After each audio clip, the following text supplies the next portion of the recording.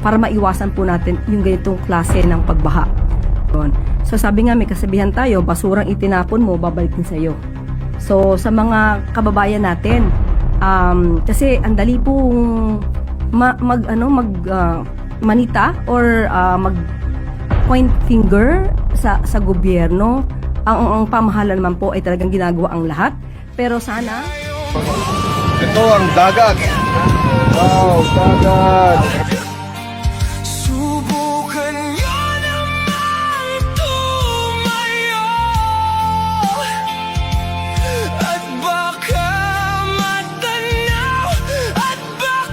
matanaw ninyo ang tunay na kalagayan ko.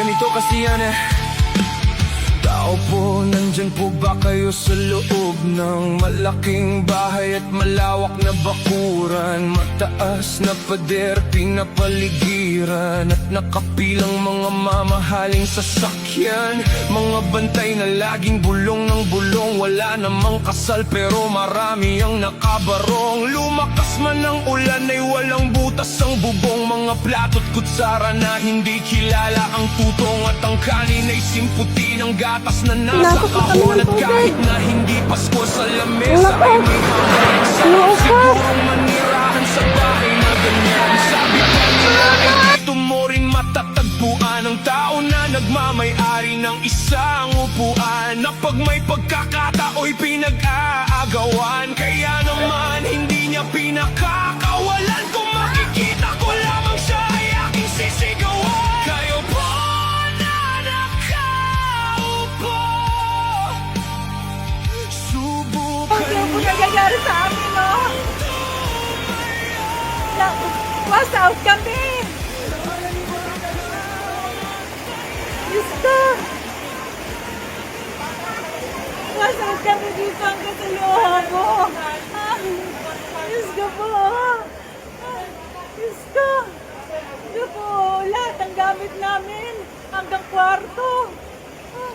Ayan po! Gusto! Ayan po! Buwan ng bahay namin! Ito! Ito po! Ayan po! Ayan po! Nangyari sa akin! Gusto po! Ano po kaming ano dito? Dito po! Ayan po! Ang sabi niyo mga bata!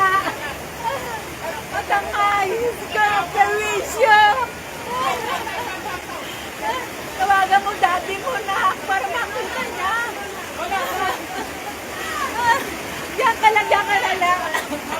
Sabi mo ang dati mo para makita niya nangyayari sa atin!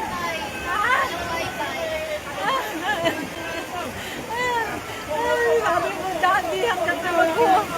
Ay, Diyos ko! Ano ba nangyayari sa amin? Ayan po!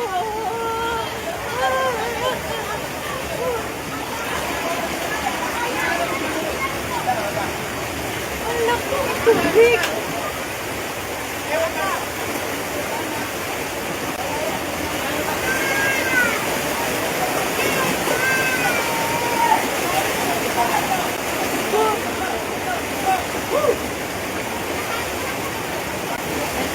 Piano!